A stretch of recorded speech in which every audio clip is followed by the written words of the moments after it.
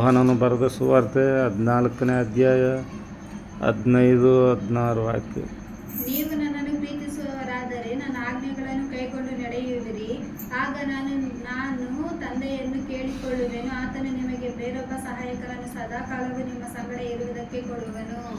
ಇಲ್ಲಿ ವಾಕ್ಯದಲ್ಲಿ ನೋಡಬೇಕಾದ್ರೆ ಪರಿಶುದ್ಧಾತ್ಮನವರ ಬಗ್ಗೆ ಯೇಸಪ್ಪ ಹೇಳ್ತಾ ಇರುವಂಥ ಮಾತು, ಪರಿಶುದ್ಧ ಆತ್ಮನನ್ನು ಯಾವ ರೀತಿಲಿ ಪಡ್ಕೊಳೋದು ಅಂತ ಹೇಳ್ಬಿಟ್ಟು, ಯಾವ ರೀತಿಲಿ ಕೊಡ್ತಾರೆ ಅಂತ ಹೇಳ್ಬಿಟ್ಟು ಯೇಸಪ್ಪ ಅವರು ಹೇಳ್ತಾ ಇರುವಂಥ ಮಾತು. ಇವತ್ತು ಅನೇಕ ಒಂದು ಇದರಲ್ಲಿ ನಾವು ನೋಡಬೇಕಾದ್ರೆ ದೀಕ್ಷಾಸ್ಥಾನ ಜ್ಞಾನಸ್ಥಾನವನ್ನು ಪಡ್ಕೊಂಡಿರುವಂಥ ವ್ಯಕ್ತಿಗಳಿಗೆ ಅನೇಕ ಜನರು ಹೇಳುವಂಥ ಮಾತುಗಳು, ಪಾಸ್ಟ್ರುಗಳು ಏನಂತ ಹೇಳಿದ್ರೆ 15 ದಿವಸ 20 ದಿವಸ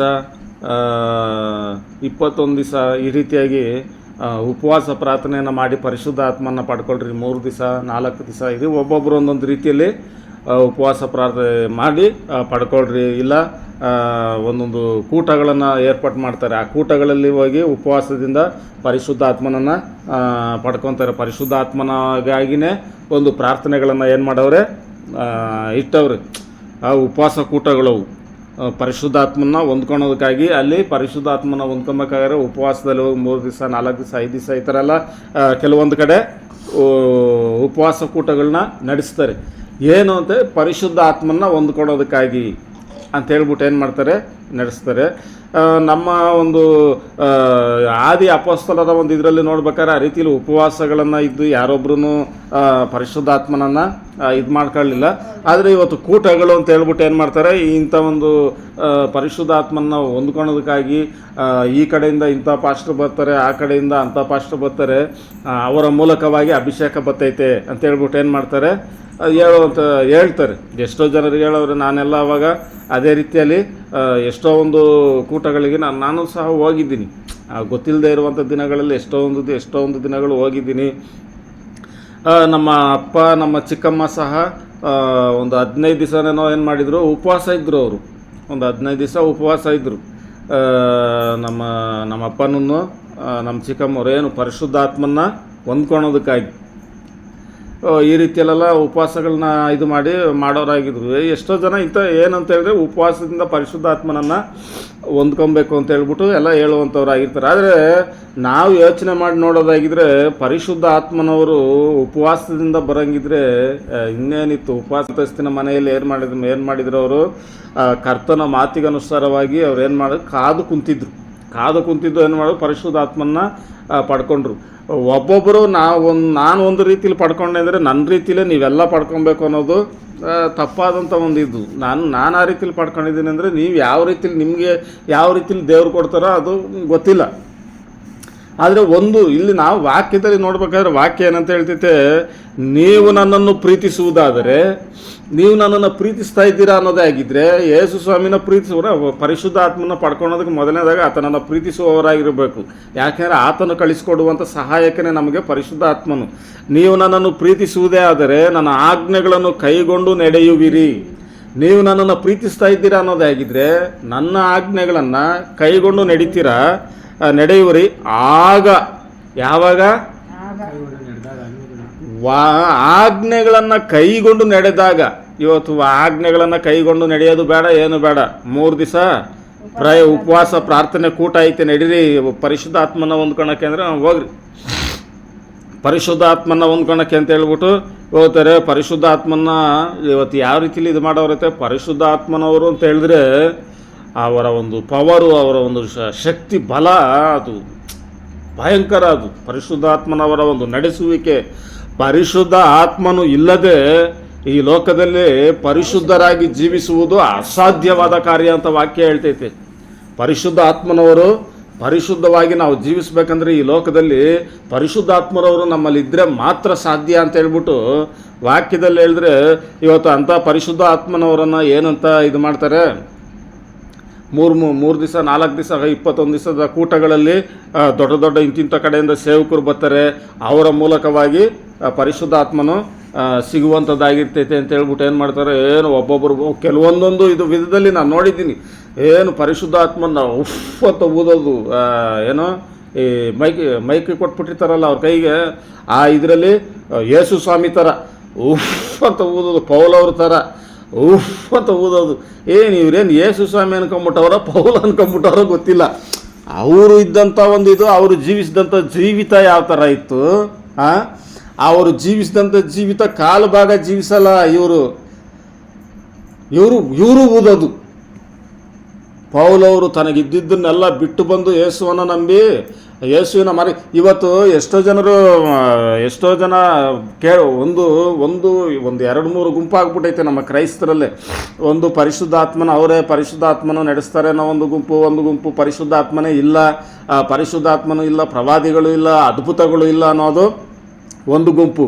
ನಾನು ನಿಮ್ಗೆ ಏನು ಹೇಳ್ತೀನಿ ಅಂತ ಹೇಳಿದ್ರೆ, ಪರಿಶುದ್ಧ ಆತ್ಮನವರು ಅವರೇ, ಅದ್ಭುತಗಳು ನಡೀತಾವೆ, ಇವತ್ತಿನವರೆಗೂ ನಡೀತಾವೆ. ಅಂದರೆ ಕೆಲವು ಎಷ್ಟೊಂದು ಕಳ್ಳ ಒಂದು ಕ್ರಿಯೆಗಳನ್ನು ಸಹ ಆಗ್ತಾ ಇಲ್ಲ ಅಂತ ಹೇಳ್ತಾ ಇಲ್ಲ ನಾನು. ಸುಮ್ಮನೆ ಅದ್ಭುತಗಳಾಗದೇ ಇದ್ರೂ ಅದ್ಭುತಗಳು ಅಂತ ಹೇಳ್ಬಿಟ್ಟು ದೊಡ್ಡದಾಗಿ ಇದು ಮಾಡ್ಕೊಳೋದಕ್ಕೆ, ಉನ್ನತ ಸ್ಥಾನಕ್ಕೆ ಬರೋದಕ್ಕೆ ಅವರೆಲ್ಲ ಆ ಥರ ಎಲ್ಲ ಕೆಲವೊಂದು ಸೇವಕರುಗಳು ಮಾಡ್ತಾವ್ರೆ.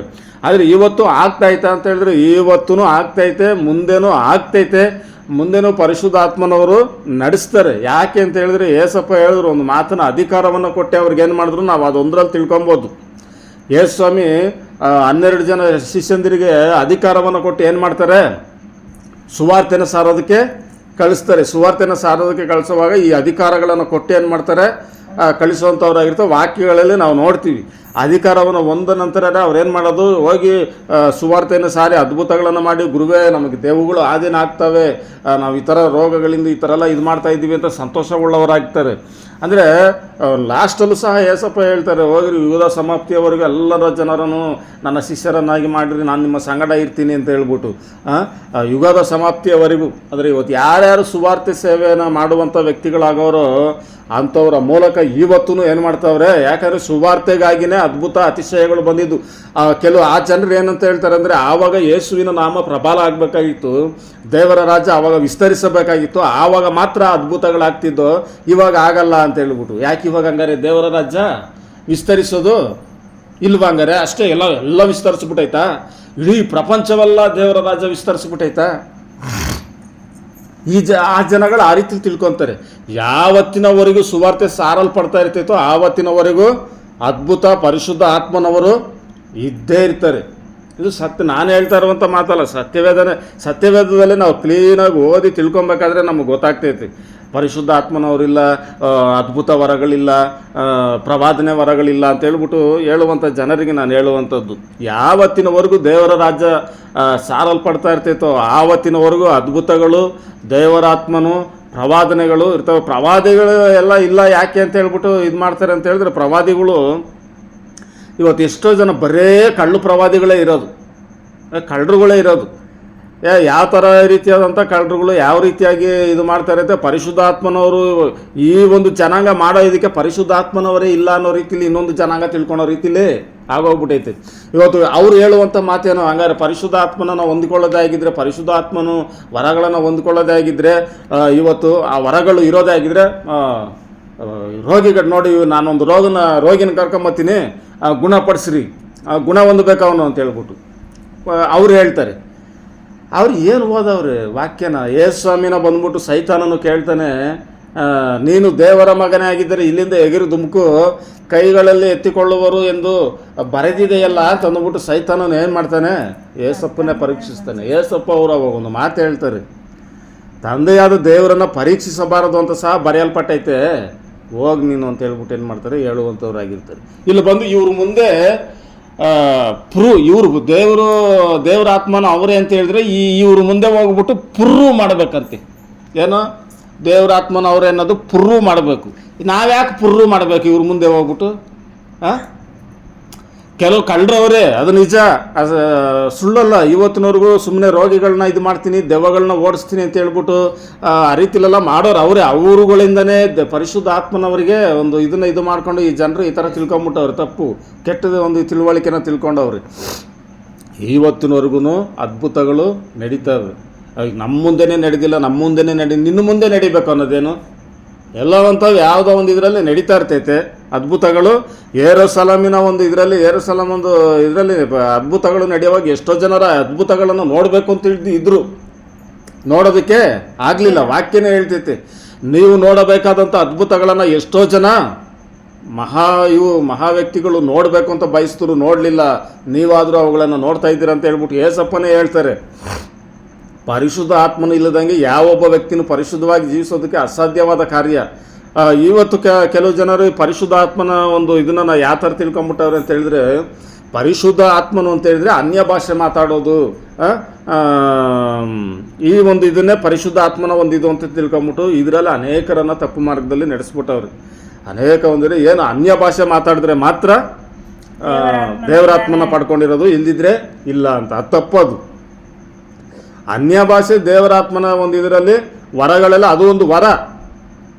ರೋಗ ಗುಣ ಮಾಡುವಂಥದ್ದು ಒಂದು ವರ, ಬೋಧಿಸುವಂಥದ್ದು ಒಂದು ವರ, ಸತ್ಯ ಅಸತ್ಯವನ್ನು ವಿವೇಚನೆ ಮಾಡುವಂಥದ್ದು ಒಂದು ವರ, ಬುದ್ಧಿವಾದನ ಹೇಳ್ಕೊಡುವಂಥದ್ದು ಪರಿಶುದ್ಧಾತ್ಮನ ಒಂದು ವರನೇ.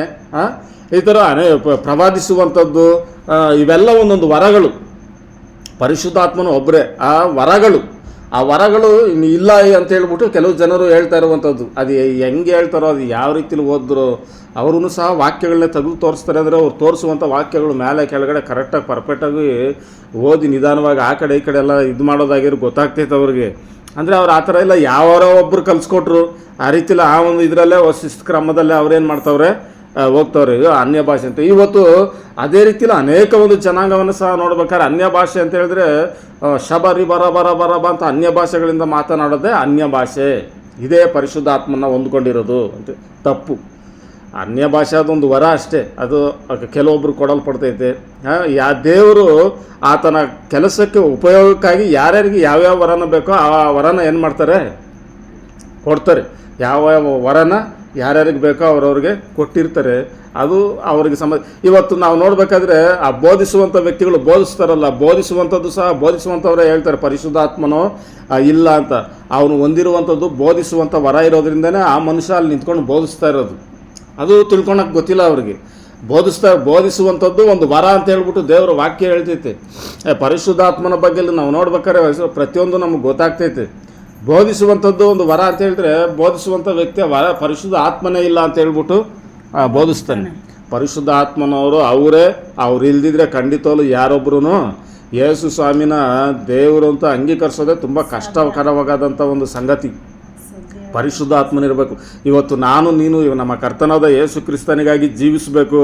ಅವರಿಗಾಗಿ ನಮ್ಮ ಪ್ರಾಣ ಹೋದ್ರೂ ನಾವು ಇದಾಗಿ ನಿಲ್ಲೋದು ಅವರ ಒಂದು ಹೆಸರಿನಲ್ಲೇ ಅನ್ನೋ ಅಂಥ ಒಂದು ಇದನ್ನು ತಂದ್ಕೊಬೇಕು ಅಂದರೆ ನಿಲ್ಲಬೇಕಂದ್ರೂ ಪರಿಶುದ್ಧಾತ್ಮನವರು ಇದ್ದರೆ ಮಾತ್ರ ಸಾಧ್ಯನೇ ಹೊರತು ಪರಿಶುದ್ಧಾತ್ಮನು ಇಲ್ಲದಂಗೆ ಏನೊಂದು ಮಾಡೋದಕ್ಕೆ ಖಂಡಿತವಾಗಲೂ ಸಾಧ್ಯ ಇಲ್ಲ. ಪರಿಶುದ್ಧಾತ್ಮನು ಬೇಕು. ಪರಿಶುದ್ಧಾತ್ಮನಿಗಾಗಿ ನಾವೇನು ಮಾಡಬೇಕು, ಪ್ರಾರ್ಥಿಸಬೇಕು. ಕೂಟಗಳಲ್ಲಿ ಹೋಗಿ 3-4 ದಿವಸ ಉಪವಾಸ ಪ್ರಾರ್ಥನೆಗಳನ್ನ ಮಾಡಿ ಅಲ್ಲ, 15 ದಿವಸ 20 ದಿವಸ ಎಲ್ಲ ಉಪವಾಸ ಪ್ರಾರ್ಥನೆಗಳನ್ನು ಮಾಡಿ ಅನಾರೋಗ್ಯನ ತಂದುಕೊಳ್ಳುವಂಥ ಒಂದು ಅವಶ್ಯಕತೆ ಬೇಡ ನಮಗೆ. ಇಲ್ಲ ಬರೀ ಅನ್ಯ ಭಾಷೆಗಳು ಯಾರೋ ಅನ್ಯ ಭಾಷೆ ಮಾತಾಡ್ತಾವ್ರೆ ಪರಿಶುದ್ಧಾತ್ಮನ ಹೊಂದ್ಕೊಂಡ್ರಿ ಅಂತ ಹೇಳ್ಬಿಟ್ಟು ನಾವು ರಬರಬ ಲಬಲಬ ಅಂತ ಬಡ್ಕೊಂಡು ಅದಲ್ಲ ಪರಿಶುದ್ಧಾತ್ಮನ ಹೊಂದ್ಕೊಂಡಿರುವಂಥದ್ದು. ಪರಿಶುದ್ಧ ಆತ್ಮನ ಕ್ರಿಯೆಗಳ ಮೂಲಕ ನಮ್ಮ ಗುಣಗಳು ನಾವು ಬದಲಾಗಿ ನಾವು ಚೇಂಜ್ ಆಗ್ತೀವಿ. ಚೇಂಜ್ ಆಗುವಾಗ ಗೊತ್ತಾಗ್ತೈತೆ ದೇವರ ಆತ್ಮನು ಇಂಥ ಈ ವ್ಯಕ್ತಿಯಲ್ಲಿ ಅವರೇ ಅಂತ ಹೇಳ್ಬಿಟ್ಟು ಗೊತ್ತಾಗ್ತೈತೆ ನಮಗೆ. ಅನ್ಯ ಭಾಷೆ ಮಾತಾಡೋದು ಒಂದೇ ಅಲ್ಲ. ಇವತ್ತು ಅನ್ಯ ಭಾಷೆ ಮಾತಾಡೋದು ಮಾತ್ರ ಪರಿಶುದ್ಧಾತ್ಮನ ಒಂದು ಗುರುತು ಅಂತ ತಿಳ್ಕೊಂಬಿಟ್ಟವ್ರಿ. ತಪ್ಪೋದು. ಅನ್ಯ ಭಾಷೆ ಅಂದರೆ ಅನ್ಯ ಭಾಷೆ ಮಾತನಾಡಬೇಡ್ರಿ ಅಂತ ಹೇಳ್ತಲ್ಲ. ಅನ್ಯ ಭಾಷೆ ಮಾತನಾಡೋರು ಸಭೆಗೆ 2-3 ಇದ್ದರೆ ಸಾಕು ಅಂತ ವಾಕ್ಯ ಹೇಳ್ತೈತಿ. ಅನ್ಯ ಭಾಷೆ ಮಾತನಾಡೋರು ಇರಬೇಕು, ಸಭೆಗೆ 2-3 ಇದ್ದರೆ ಸಾಕು. ಅದು ಅದರ ಅರ್ಥವನ್ನು ಹೇಳುವಂಥ ವರವನ್ನು ಹೊಂದಿದ್ರೆ ಮಾತ್ರ ಇರಲಿ, ಇಲ್ಲದಿದ್ರೆ ಬೇಡ ಅಂತ ಹೇಳ್ಬಿಟ್ಟು ವಾಕ್ಯ ಹೇಳ್ತೈತಿ. ಅನ್ಯ ಭಾಷೆ ಮಾತನಾಡುವಂಥದ್ದು ದೇವರ ಸಂಗಡ ಮಾತನಾಡುವಂಥದ್ದಾಗೈತೆ. ದೇವ್ರ ಹತ್ರ ಮಾತನಾಡುವಂಥ ಮಾತದ್ದು. ಅನ್ಯ ಭಾಷೆ ಅಂತ ಇವತ್ತು ಏನೇನೋ ಕಿರ್ಚಾಡ್ತಾರಲ್ಲ, ಅದು ತಮಾಷೆ ಆದದ್ದಲ್ಲ. ದೇವರ ಜೊತೆ ಮಾತನಾಡುವಂಥದ್ದು ಅನ್ಯ ಭಾಷೆ. ಆ ರೀತಿಲಿ ಇರ್ಬೇಕಾದ್ರೆ ಇವು ಗೊತ್ತಿಲ್ಲದಂಗೆ ಸುಮ್ಮನೆ ಯಾರೋ ಏನೋ ಮಾತಾಡ್ತಾರೆ ಅಂತ ಹೇಳ್ಬಿಟ್ಟು ಎಲ್ಲ ಮಾತಾಡಬಾರ್ದು. ತಪ್ಪಾದು. ನಮ್ಮ ತಿಳುವಳಿಕೆ ಇಲ್ಲದಂಗೆ ಮಾತನಾಡೋದಕ್ಕೆ ಹೋಗಲೇಬಾರ್ದು. ಆ ವರ ಹೊಂದಿದ್ರೆ ಮಾತ್ರ ನಾವು ಮಾತಾಡಬೇಕೆ ಹೊರತು ವರ ಇಲ್ಲದೆ ಇದ್ದರೆ ಸುಮ್ಮನೆ ಯಾರೋ ಮಾತಾಡ್ತಾರೆ ಅಂತ ಹೇಳಿ ಮಾತಾಡಬಾರ್ದು. ಅದರ ಉತ್ತರವನ್ನು ಹೇಳುವವರಿದ್ದರೆ ಮಾತಾಡಬಹುದು ಸಭೆಗಳಲ್ಲಿ, ಇಲ್ಲದೇ ಇದ್ದರೆ ಸಭೆಗಳಲ್ಲಿ ಮಾತನಾಡುವುದು ಬೇಡ ಅಂತ ಹೇಳ್ಬಿಟ್ಟು ಪೌಲವರು ಸ್ಪಷ್ಟವಾಗಿ ಅದ್ರ ಬಗ್ಗೆ ಹೇಳ್ತವ್ರೆ. ಆದ್ರೂ ಅನ್ಯ ಭಾಷೆ ಮಾತನಾಡೋರಿಗೆ ತಡೆ ಮಾಡಬೇಡ್ರಿ ಅಂತ ಹೇಳಿದ್ರೆ ಮನೆಗಳಲ್ಲಿ ಮಾತಾಡ್ಕೊಳ್ಳಿ. ಅವರು ದೇವರ ಸಂಗಡ ಒಂಟಿಯಾಗಿ ಪ್ರಾರ್ಥನೆಯಲ್ಲಿ ಕುಂತ್ಕೊಂಡು ಮಾತಾಡ್ಕೊಬೋದು ಅಂತ ಹೇಳ್ಬಿಟ್ಟು ಹೇಳ್ತಾ ಇರುವಂಥದ್ದು. ಆತ್ಮನಲ್ಲಿ ತುಂಬಿದವರಾಗಿ ಪ್ರಾರ್ಥನೆ ಸಿಂಗಲಾಗಿ ಪ್ರಾರ್ಥನೆ ಮಾಡೋವಾಗ ಪರಿಶುದ್ಧಾತ್ಮನ ಸಂಗಡ ಇವರು ಅನ್ಯ ಭಾಷೆನ ಮಾತಾಡ್ಕೊಂಡು ಪ್ರಾರ್ಥನೆ ಮಾಡೋದ್ರಲ್ಲಿ ಏನು ತೊಂದರೆ ಏನೂ ಇಲ್ಲ. ಹಂಗಂತ ಹೇಳ್ಬಿಟ್ಟು ಅನ್ಯ ಭಾಷೆ ಹೊಂದ್ಕೊಬೇಕು ಅಂತೇಳಿ ಪ್ರತಿ ಒಬ್ಬರು ಇದೇ ರೀತಿಲಿ ಬಡ್ಕೊಳೋದು ಇವೆಲ್ಲ ತಪ್ಪು. ಇವೆಲ್ಲ ಮನುಷ್ಯರ ಒಂದು ಏನು ಮನಸ್ಸಿನ ಮೇಲೆ ಬೀರಿದಂಥ ಒಂದು ಕಾರ್ಯಗಳು ಇವೆಲ್ಲ. ಇವತ್ತು ಎಷ್ಟೋ ಜನ ಆ ರೀತಿಲಿ ಮಾತಾಡ್ತಾವ್ರಲ್ಲ, ಮತ್ತು ಅವರೆಲ್ಲ ಏನು ಅಂತ ಹೇಳಿದ್ರೆ ಪರಿಶುದ್ಧಾತ್ಮನು ಈ ರೀತಿಲಿ ಮಾತಾಡಿದ್ರೆ ಮಾತ್ರ ಪರಿಶುದ್ಧಾತ್ಮನ ಹೊಂದ್ಕೊಂಡಿದ್ದೀವಿ ಅನ್ನೋ ಮುದ್ರೆನ ಯಾರು ಈ ಹಳೇ ಇವರು ಸೇವಕರು ಪಾಸ್ಟ್ರುಗಳು ಅನ್ಸ್ಕೊಂಡಿರೋರು ಮುದ್ರೆ ಗೊತ್ತಿರೋದ್ರಿಂದ ಅವ್ರ ಪಾಪ ಆ ರೀತಿಲಿ ಆಗೋಗ್ಬಿಟ್ಟವ್ರು. ಆ ಒಂದು ಇದರಲ್ಲಿ ಅನ್ಯ ಭಾಷೆ ಮಾತಾಡಿದ್ರೆ ಮಾತ್ರ ನಾನು ಪರಿಶುದ್ಧಾತ್ಮನ ಹೊಂದ್ಕೊಂಡಿದ್ದೀನಿ ಅಂತ, ಇಲ್ದಿದ್ರೆ ಇಲ್ಲ ಅನ್ನೋ ಒಂದು ಇದರಿಂದ ಅವ್ರಿಗೆ ಆ ಥರ ಹೇಳಿರೋದ್ರಿಂದ ಇವತ್ತು ಎಷ್ಟೋ ಜನರು ಗೊತ್ತಿಲ್ಲದೆ ಇರೋರು ಏನು ಮಾಡ್ತಾರೆ, ಆವಾಗ ಉಪವಾಸ ಪ್ರಾರ್ಥನೆ 3 ದಿವಸ ಉಪವಾಸ ಪ್ರಾರ್ಥನೆಗೆ ಪರಿಶುದ್ಧಾತ್ಮನ ಹೊಂದ್ಕೊಳ್ಳೇಬೇಕು, ಇಲ್ಲಿ ಬಂದಾಗ ಕೂಟದಲ್ಲಿ ಪರಿಶುದ್ಧಾತ್ಮನ ಹೊಂದ್ಕೊತೀರಾ ಅಂತ ಹೇಳ್ಬಿಟ್ಟು ಏನು ಮಾಡ್ತಾರೆ, ಕರೆಸ್ತಾರೆ. ಉಪವಾಸ ಇಲ್ಲಿ ಇದೇನು ಅಂತ ಹೇಳಿದ್ರೆ ಪರಿಶುದ್ಧ ಆತ್ಮನ ಹೊಂದ್ಕೊಳ್ಳೋದಕ್ಕಾಗಿ ಉಪವಾಸ ಪ್ರಾರ್ಥನೆ ಬಂದರೆ ಕೂಟ ಇದು ಅಂತ. ಆ ಕೂಟದಲ್ಲೂ 3 ದಿವಸ ಉಪವಾಸ ಪ್ರಾರ್ಥನೆ ಇರ್ತೀವಿ. ಹೊಂದ್ಕೊಂಡಿದ್ರೆ ನಮ್ಮೊಳಗಡೆ ಏನಾಯ್ತು ಅಂತ ಹೇಳು, ನಾವು ಅಷ್ಟು ಯೋಗ್ಯರಲ್ವೇನೋ ಅನ್ನೋ ರೀತಿಲಿ ಇವತ್ತು ನನ್ನ ಜೊತೆಲಿ ಬಂದಿರೋ ಒಬ್ಬ ವ್ಯಕ್ತಿ ಹೊಂದ್ಕೊಂಡ್ಬಿಟ್ಟ, ನನ್ನ ಸ್ನೇಹಿತ ಅಥವಾ ನನ್ನ ಹೆಂಡತಿ ಹೊಂದ್ಕೊಂಡ್ಬಿಟ್ಲು ಅಥವಾ ನನ್ನ ಮಗ ಹೊಂದ್ಕೊಂಡ ಪರಿಶುದ್ಧಾತ್ಮ, ನಾನು ಹೋಗ್ತೀನಿ, ನನಗೆ ಬಂದಿಲ್ಲ ಅಂತಂದರೆ ಇವ್ರು ಹೊಂದ್ಕೊಂಡ್ಬಿಟ್ರು, ಹಂಗಾರೆ ಇವ್ರಿಗಿಂತ ನಾನು ಪಾಪಿನ ಅಂತ ಅಂದ್ಬಿಟ್ಟು ಏನು ಮಾಡೋರಾಗಿರ್ತಾರೆ. ಕೆಲವೊಬ್ಬರು ಸುಮ್ಮನೆ ಬಿದ್ದು ಓದಾಡ್ಬಿಡ್ತಾರೆ. ಅಲ್ಲೇನಾಯ್ತೈತೆ, ಇವಾಗ ಬತ್ತವ್ರು ನೋಡ್ರಿ ಪಾಸ್ಟರ್ ಕೈ ಇಕ್ಕಿ ಎಲ್ಲರ ಮೇಲೆ ಪರಿಶುದ್ಧ ಆತ್ಮನ ಒಂದು ಅಭಿಷೇಕನ ಇದು ಮಾಡ್ತಾವ್ರೆ ಅಂತ ಹೇಳ್ಬಿಟ್ಟು ಎಲ್ಲ ಇಕ್ಕಂಬಂದಾಗ ಎಲ್ಲ ಬಿದ್ದು ಏನು ಮಾಡ್ತಾರೆ, ಅದೇ ರೀತಿಲಿ ಒದ್ದಾಡ್ತಾರೆ. ಅವ್ರನ್ನ ನೋಡಿ ಇವರು, ಇವ್ರನ್ನ ನೋಡಿ ಅವರು, ಅವ್ರನ್ನ ನೋಡಿ ಇವರು, ಸುಮ್ಮನೆ ಕಕ್ಕೆ ಅಂತಾನೆ ಸ್ಟಾರ್ಟಿಂಗಲ್ಲಿ ಈ ರೀತಿಲಿ ಸ್ಟಾರ್ಟ್ ಮಾಡಿಬಿಡ್ತಾರೆ. ತಪ್ಪು ಇವೆಲ್ಲ, ಹಿಂಗೆ ಮಾಡಬೇಡ್ರಿ. ಪರಿಶುದ್ಧ ಆತ್ಮನು ಅವರೇ, ಅನ್ಯ ಭಾಷೆನೂ ಐತೆ, ಆದರೆ ಅದು ಯಾರು ಕೊಡಲ್ಪಟ್ಟೈತೋ ಅವ್ರಿಗೆ ಮಾತ್ರ. ಸುಮ್ಮನೆ ಎಲ್ಲರೂ ಆ ರೀತಿಲಿ ಮಾಡುವಂಥದ್ದು ತಪ್ಪಾಗಿರ್ತೈತೆ. ಮತ್ತು ಯಾವುದೋ ಒಂದು ವ್ಯಕ್ತಿ ಬಂದ್ಬಿಟ್ಟು ನಿನಗೆ ಪರಿಶುದ್ಧಾತ್ಮನ ಇದು ಮಾಡಿಬಿಟ್ಟು, ಸತ್ಯವೇದ ಒಂದು ವಾಕ್ಯದಲ್ಲಿ ಸಹ ನಾವು ನೋಡಬೇಕಾದ್ರೆ ಕೆಲವೊಂದು ಆ ರೀತಿಯಲ್ಲಿ ಊದಿ, ಕೆಲವೊಂದು ತಲೆ ಮೇಲೆ ಕೈಯನ್ನಿಟ್ಟು ಪ್ರಾರ್ಥಿಸಿ ವರಗಳನ್ನು ದಯಪಾಲಿಸವ್ರೆ, ಪರಿಶುದ್ಧಾತ್ಮನನ್ನು ಕೊಟ್ಟವ್ರೆ ದೇವರ ಮಕ್ಕಳು. ಇವತ್ತು ಆ ರೀತಿಲಿ ಅವ್ರು ಕೊಟ್ಟರು ಅಂತ ಹೇಳಿದ್ರೆ ನಾವು ಆ ರೀತಿಲಿ ಕೊಡ್ತೀವ ಅಂತ ಹೇಳಿದ್ರೆ ಅವರಿರೋ ರೀತಿಲಿ ಅವರ ನೋಡಬೇಕು. ಇವತ್ತಿಂಥ ಸೇವಕರು ಬರ್ತಾವ್ರೆ, ದೊಡ್ಡ ಸೇವಕರು ಇವರು ತಲೆ ಮೇಲೆ ಕೈಗೆ ಪ್ರಾರ್ಥಿಸಿದ್ರೆ ಸಾಕು, ಏನಾಯ್ತೈತೆ, ಪರಿಶುದ್ಧಾತ್ಮನು ಇಳಿತಾರೆ ಅಂತ ಹೇಳಿದ್ರೆ ಸರಿ. ಪೌಲ ಅವ್ರ ರೀತಿಲಿ ಜೀವಿಸಿದ್ರು, ಅವರು ಯೇಸು ಸ್ವಾಮಿಯ ರೀತಿಲಿ ಜೀವಿಸಿದ್ರು. ಅವರು ನೋಡ್ಬೇಕು ಅವ್ರ ಜೀವಿತ ಹೆಂಗೈತೆ, ಅವರೇನು ಅವರ ಒಂದು ಇದೇನು. ಇವತ್ತು ಪೌಲ ಅವರು 2 ಅಪ್ಟರ್ ಬಿಲ್ಡಿಂಗ್ ಕಟ್ಕೊಂಡಿರಲಿಲ್ಲ, ಪೌಲ ಅವರು ಕಾರಲ್ಲಿ ಓಡಾಡ್ಕೊಂಡಿರಲಿಲ್ಲ. ಯೇಸು ಸ್ವಾಮಿ ಅವರು ಇಂಥ ಒಂದು ಇದನ್ನೆಲ್ಲ ಒಂದು ಲಕ್ಸರಿ ಆದಂಥ ಒಂದು ಬದುಕನ್ನು ಬದುಕಲಿಲ್ಲ. ಅವರು ಎಲ್ಲವನ್ನ ಬಿಟ್ಟರು, ಅವರು ದೇವರಿಂದ ಹೊಂದ್ಕೊಂಡ್ರು. ಈ ಲೋಕದ ಎಲ್ಲವನ್ನ ಬಿಟ್ಟರು, ದೇವರು ಅವರಿಗೆ ಕೊಟ್ಟರು, ಅದರಲ್ಲಿ ಅವ್ರು ಏನು ಮಾಡಿದ್ರು.